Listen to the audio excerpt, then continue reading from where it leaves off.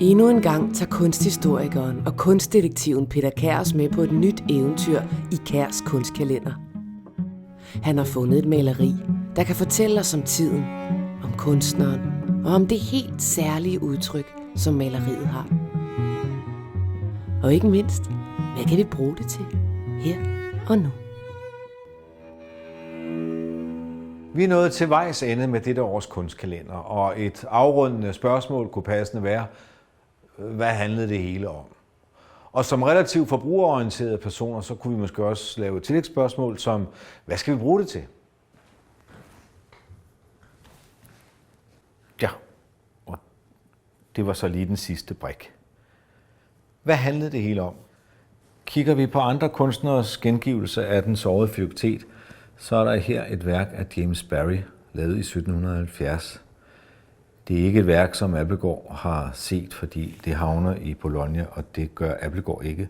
Men her er det indbundet, altså såret er indbundet, og man kan se det blod, og man kan se, at han lever primært af duer her.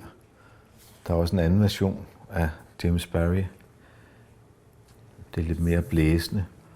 Og så er der en fransk version af Saint-Germain af Drouin, som, ja, der har man fornemmelse af, at den her version af filoktet har fået lidt bedre værelse, og der er virkelig gjort noget ud af bue og pil, og han vifter fluerne væk med formodentlig en duevinge.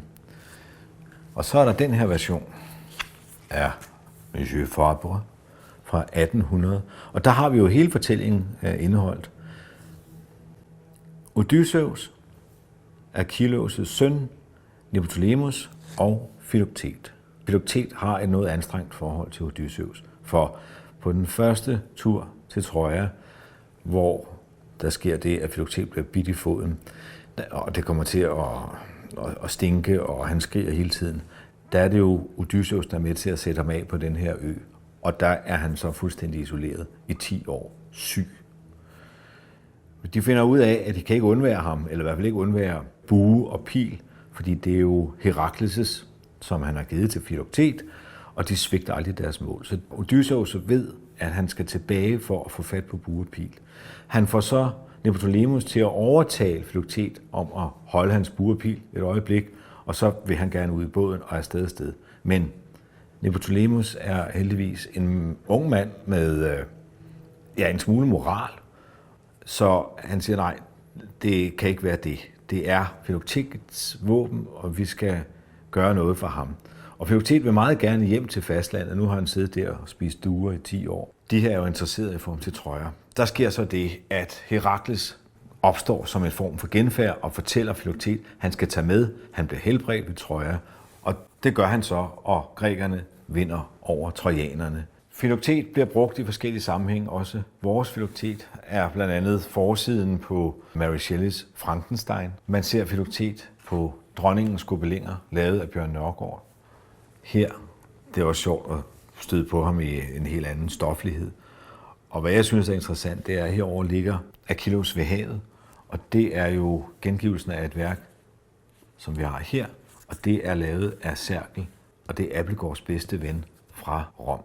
Så værket, hvilken betydning har det? Det har mange betydninger. Det er også noget, det vi vil være inde og kigge på.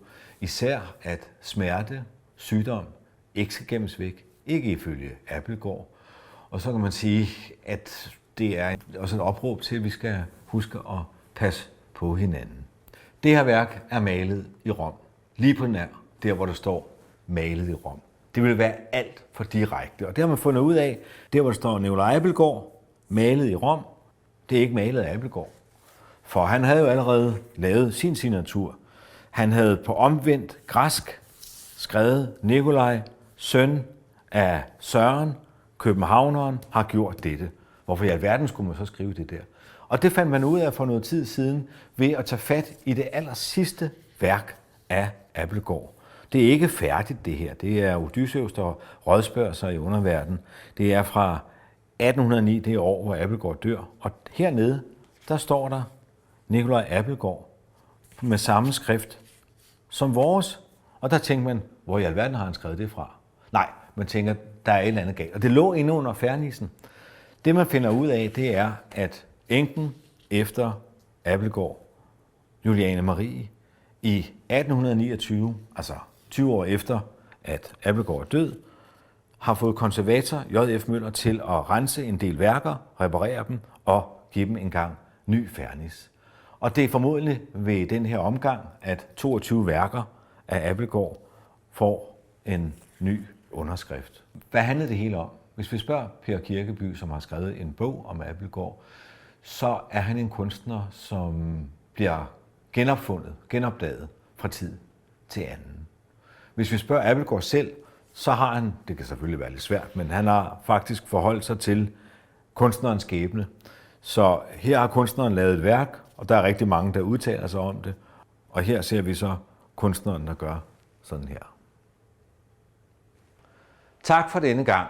Der er jo altid noget, der er aldrig. Og lige her, der må jeg jo så sige, der er faktisk noget ekstra. Fordi det er sidste afsnit, så er der en lille gave.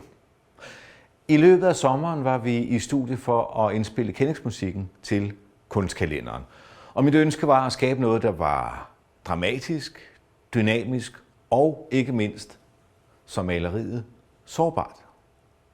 Det kan godt være, det er mig, der har skrevet musikken, og det er det. Men det er ligesom Kirstine, der får det hele til at lette. Tak for det. Så gaven er, og den kan ikke byttes, at vi kigger indenfor i studiet og hører musikken uden afbrydelser. Næsten.